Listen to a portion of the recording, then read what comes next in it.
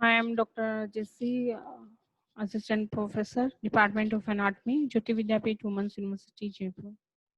We have discussed the introduction of the knee joint, and today we will discuss the ligaments of the knee joint that have a major contribution to forming the new joint. So there are some ligaments that are mentioned here: coronary ligament, ligamentum teli, anterior cruciate ligament, posterior cruciate ligament, tibial or medial collateral ligament, fibular lateral collateral ligament, oblique popliteal ligament, arcuate popliteal ligament, and medial meniscus and lateral meniscus and transverse ligament.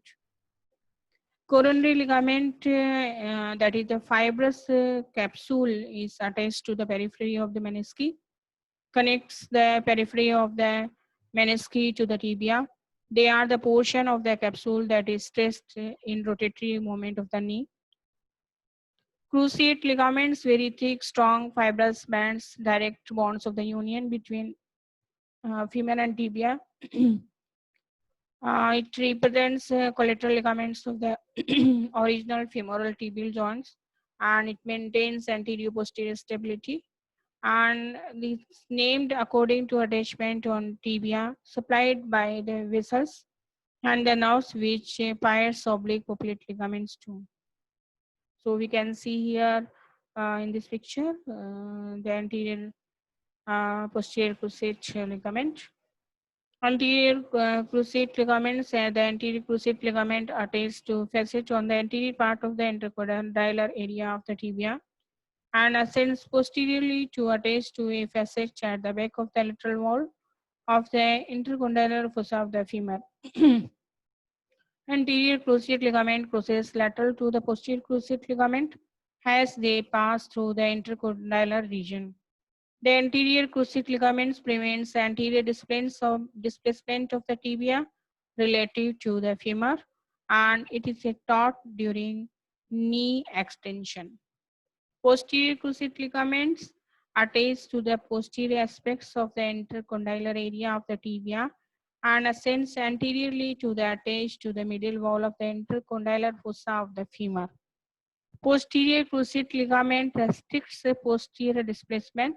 It torts during knee flexion. Medial collateral ligaments or tibial collateral ligaments is attached superiorly to the medial epicondyle of the femur just below adductor tubercle. Inferiorly divides into superior and deep uh, collateral ligament.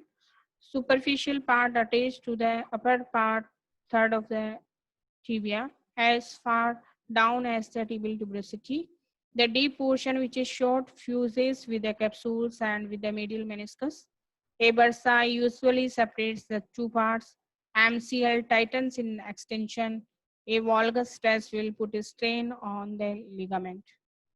Lateral fibular collateral ligaments superiorly attached to the lateral condyle of the femur just above popliteal groove, inferiorly embraced with tendons of biceps femoris and attached to head of the fibula in front of its apex, separated from lateral meniscus by popliteal tendon and fibrous capsule. Inferolateral genicular vessels and now separates from capsule. It tightens tightest with extension 0 to 30 degree, become looser in flexion less than 30 degree if it has primary restraint to varus, secondary restraint to ER and posterior translations. Oblique popliteal ligaments, it is an expansion from the semimembranous tendon close to its insertion to the tibia. Oblique popliteal ligaments passes upwards and laterally, fuses with the fibula effervescens, lands with posterior surface of the capsule above lateral femoral condyle, passed by middle genicular vessels and now branches from the posterior division of the obturator nerve, pairs the ligament and supplies cruciate and anterior articular twig to knee.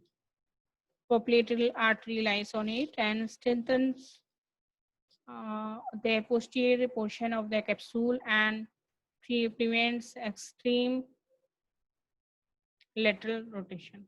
And the next part we will cover in next video. Thank you.